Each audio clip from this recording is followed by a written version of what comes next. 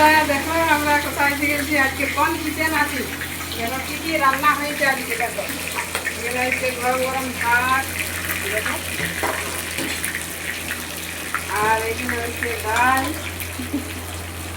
ডাল হয়েছে এখানে হচ্ছে কুন্দুরি ভাজা আর এখানে হচ্ছে ছোলা শাক ভাজা আর একটা হয়েছে এখানে লাল লাল ঝাল ঝাল বন্ধুরা আর জমজমাটি খাওয়া দাওয়া হবে কোথায় আছি বলো তো কমেন্টে জানাও তো তোমরা আর হচ্ছে দাঁড়া এটা দেখান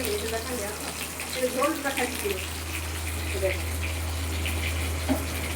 মাংস মটন আর আমাকে রান্না করা করাইছি